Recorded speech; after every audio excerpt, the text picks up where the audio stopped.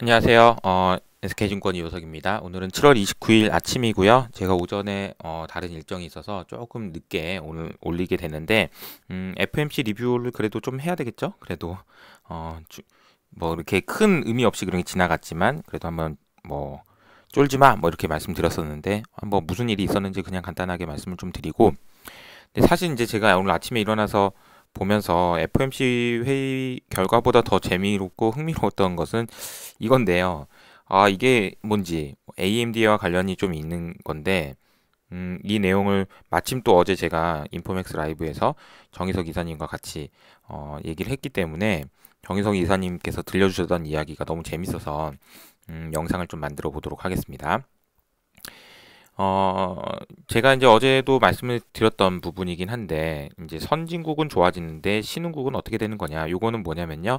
IMF의 경제 전망입니다. 그래서 IMF의 경제 전망인데, 글로벌 경제 전망 수치는 6%로 유지를 했어요.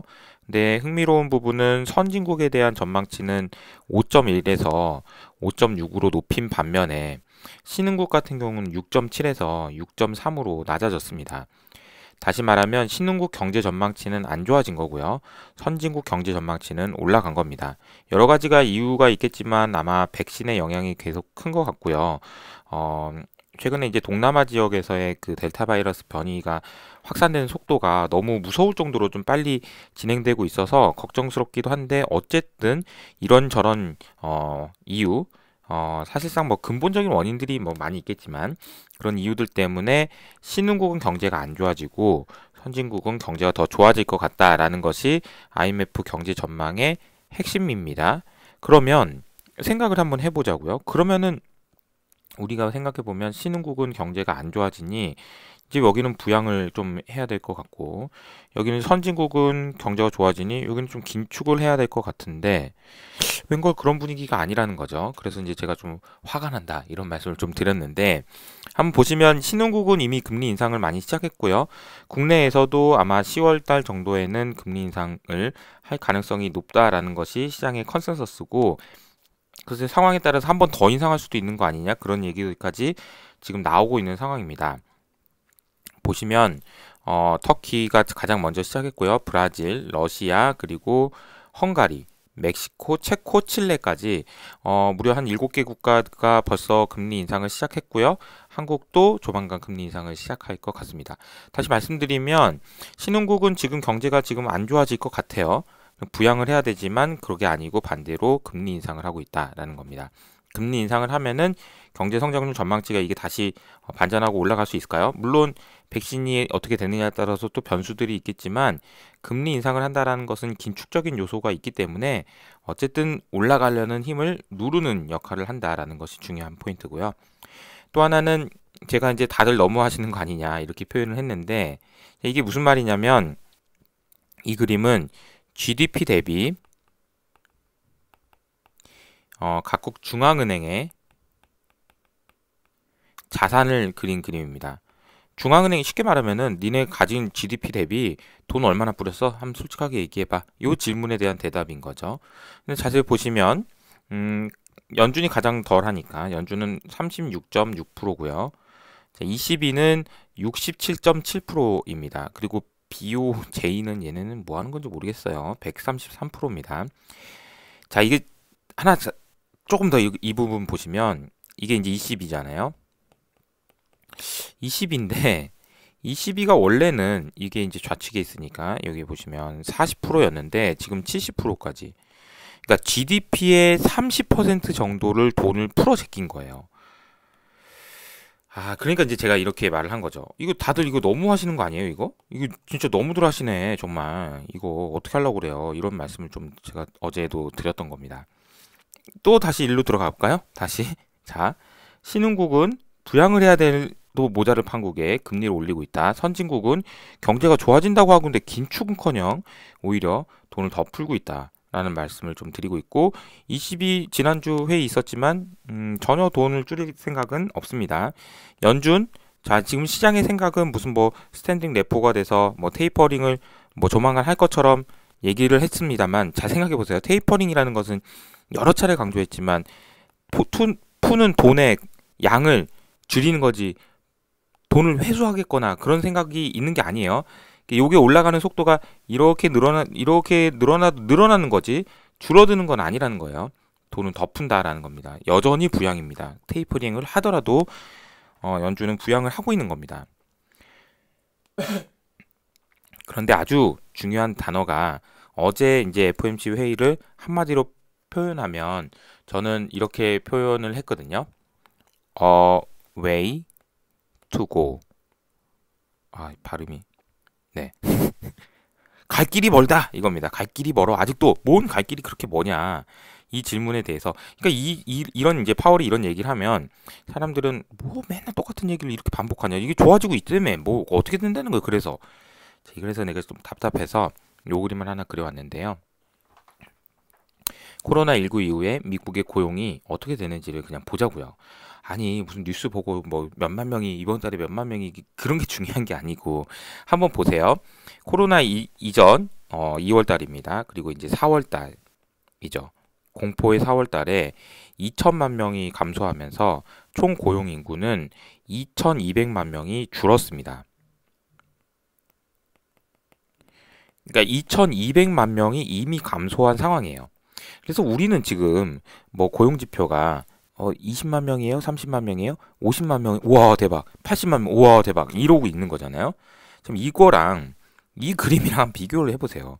아직도 갈 길이 멀다 라는 말이 무슨 말인지 이해되시나요? 제가 이제 오늘 아침에 이걸 비유를 어떻게 할까 생각을 하다가 이거를 초등학교 4학년 수학 공부를 끝냈다고 수능을 볼 수 있나요? 이렇게 이제 비유를 했다가 바꿨어요. 이거 좀 너무 심한 것 같아서 초등학교 3학년 너무 심한 것 같고 중학교 2학년이 3학년 공부 다 끝냈다고 해가지고 나 수능 볼래요. 볼 수 있나요? 안 되잖아요. 갈 길이 멀다라는 얘기는 이겁니다. 우리가 자꾸 여기서 요만큼 뭐 20, 30, 뭐 50 그게 중요하냐고요. 진짜 이게 중요한가요? 정말 파월이 얘기하는 것처럼 이게 지금 다 회복되려면 아직도 시간이 많이 걸리는데 아직도 시간이 많이 걸려요. 만약에 지금 정도의 속도로 간다라고 하면은 앞으로도 최소한 2년에서 3년은 걸리고 더 걸릴 수도 있어요. 심지어. 근데 여기서 저는 한 걸음 더 나갑니다. 제 질문은 이거예요. 과연 이전으로 돌아갈 수 있을까? 자, 이 질문은 어떻게 보면은 굉장히 도전적인 얘기고 어려운 얘기긴 한데 한번 해볼게요. 이게 다 이렇게 될 수 있을까? 이 질문이에요. 그럴 수 있을까요? 이게 중요합니다.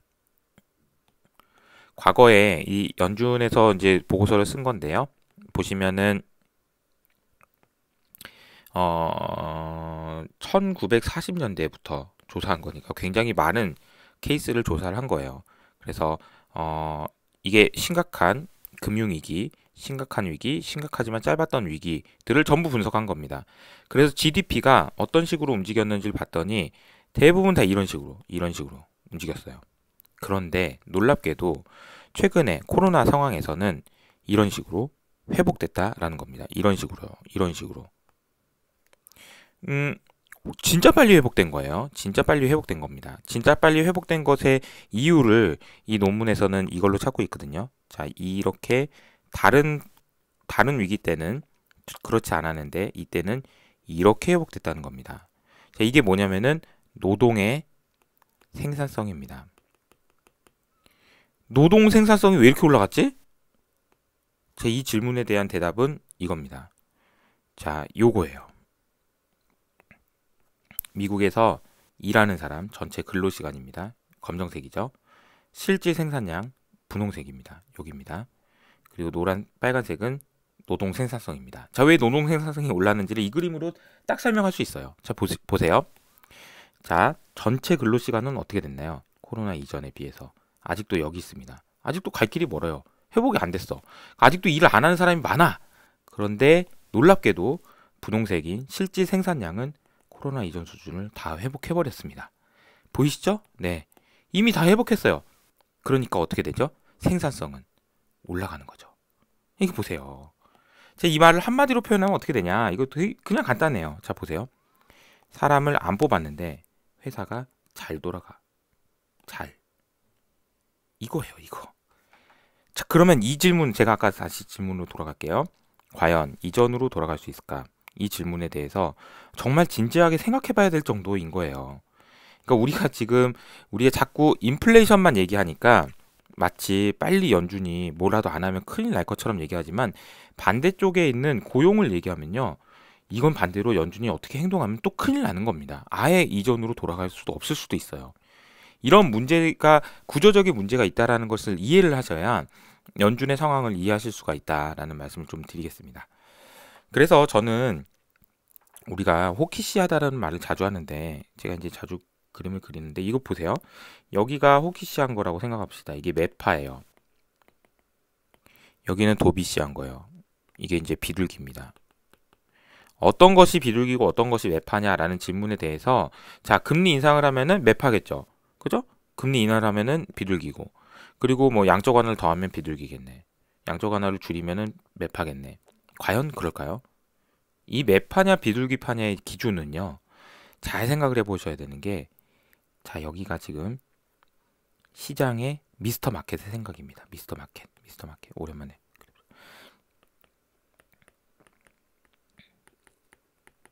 미스터 마켓의 생각이 여기라면 지금 시장의 생각이 여기에 있다면 금리 인상을 하더라도 테이퍼링을 하더라도 도비시한 영역이 있는 거예요. 여긴 여전히 도비시한 겁니다. 우리가 호키시라고 얘기하는 거는 뭐냐면은 여기에요. 여기 시장의 생각보다 더 빨리 금리 인상을 하고 시장의 생각보다 더 빨리 테이퍼링을 하고 더 이런 거는 호키시한 거다라고 얘기를 한다는 거죠. 그래서 시장의 영향이 이렇게 된다라는 겁니다. 그런데 6월 FOMC 회의 때는 제가 이제 호키시 할 거라고 얘기를 했었고 그것의 말의 의미는 뭐였냐면 자, 연준의 생각은 이렇게 가고 있었어요. 그런데 이렇게 되는 것을 보고 사람들은 호키시한 것처럼 생각할 거다라고 얘기한 거를 여기서. 그러나 여전히 시장의 생각은 여기 있기 때문에 진짜 진정한 의미에서의 호키시가 되기는 상당히 어렵다. 그리고 여기 있는 사람들은 아직도 제가 이 그림으로 표현하자면 요 그림으로 표현을 하자면 중2인데 자꾸 수능을 보자고 하는 사람들이 여기 있는 겁니다. 아니 중2인데 애가 지금 수학 3학년과 했다고 지금 수능 볼 수 있냐고요. 안 되는데 자꾸 수능 보러 가자고 얘기하는 사람이 있으면 호키시 할 수가 없다라는 말씀을 좀 드리겠습니다. 이 그림이 뭐 재밌게 그린 그림인데 어떻게 생각하실지 모르겠습니다. 미스터 마켓의 생각.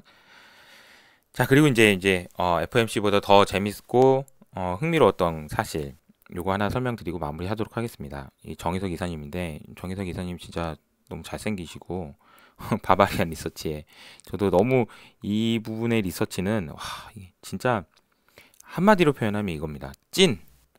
뭐야 이렇게 야 저는 이런 어제 이제 이 소개해주신 이 내용을 보면서 와 이게 국내 언론이나 유튜브에서 이런 거를 소개할 수 있는 사람이 있나 이런 생각을 하면서 막 감탄을 하면서 들었는데 그 내용이 아니나 다를까 오늘 아침에 AMD CEO가 얘기를 마침 해서 더 부각이 되는 부분도 있어서 한번 설명을 좀 드려볼게요. 정희석 이사님이 말씀하신 겁니다. 제가 말씀드린 게 아니고요. 또 정희석 캘리포니아, 콜로라도, 하와이, 오레온, 버몬트, 워싱턴 이쪽 지역에서는 저효율 PC의 판매를 금지해 버렸습니다. 왜요? 기후 때문에 효율이 높지 않은 그런 PC, 반도체를 사용한 그런 것들은 아예 판매를 금지한다라고 되어 있고요. 그래서 여기 이제 그 가져오신 그림에는 이게 이제 뭐 다나와 이런 데서 나온 거랑 비슷한 것 같아요. 이 PC는 여기 밑에 이제 여기는 안 나왔는데 이렇게 써 있더라고요. 이 5개 지역으로는 배달이 안 갈 수 있습니다. 왜냐하면 이런 거는 팔지 말라고 그 주에서 명했기 때문에 주문하지 마세요. 라고 쓰여 있다는 거죠. 자, 그래서 지금 문제는 우리가 고성능을 우리가 그동안 반도체 회사들이 추구를 했잖아요.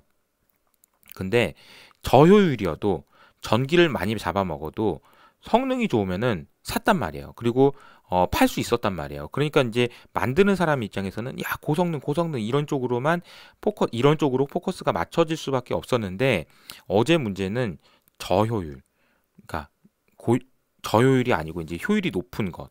그래서 이제 결국은 이제 반도체 설계를 어떻게 해야 되느냐. 여기서 이제 게임이 끝난다라는 거고, 반도체 설계를 할 수 있는 회사, 대표적인 회사가 이제 AMD가 될 텐데, 그 회사의 CEO가 어제 이제 그 얘기를 한 거죠. 자, 기후 뭐라고 표현했냐면, 자, 이제 기후 관련해서 이제 부각될 수 있는 환경을 위한 반도체 칩에 대한 수요가 엄청나게 많이 늘어날 것 같다. 그래서 우리는 너무 큰 수혜를 볼 수 있을 것 같다라고 얘기하면서 주가가 7% 올랐습니다. 어제 뭐 많이 오른 게 이제 중요한 게 아니고, 그리고 뭐 그렇다고 제가 AMD를 사세요 이런 얘기가 아니고요. 이 말의 의미가 굉장히 중요한 것 같아요. 다시 말하면 AMD의 CEO가 말한 표현은 이겁니다. 환경을 위한 반도체 칩, 환경을 위한 반도체 칩에 대한 수요가 앞으로 많이 늘어날 것 같으니, 그래서 우리 회사가 수혜를 볼 것 같습니다 라는 거였습니다. 자, 제가 요즘에 자주 말씀드리는 게 있죠. 제가 지금 기후 얘기를 했나요? 아닙니다. 기후 얘기를 한 것이 아니고, 기후가 주제가 아니고요. 반도체 설계, 반도체에 대한 이야기입니다. 그런데 기후가 끼어든 거다. 근데 앞으로는 어떤 이야기를 하더라도 기후가 끼어들 겁니다. 그런 모습들을 이제 보게 될 것 같다라는 것을 제가 말씀드리고, 그럼 논의 핵심은 이 기후가 되어야 된다라는 것이 제 생각입니다. 사실 이 내용이 저는 FOMC 회의보다 더 흥미로워서 그렇게 좀 말씀을 좀 드렸고요. 오늘은 FOMC보다 흥미로웠던 요것에 대한 이야기와 FOMC에 대한 이야기를 좀 했습니다. 시간 분량은 사실 FOMC 얘기가 많았지만 개인적으로는 이게 더 흥미롭다라는 것을 좀 말씀을 좀 드렸고요. 오늘 하루 좋은 하루 되시고 건강하시길 바랍니다. 감사합니다.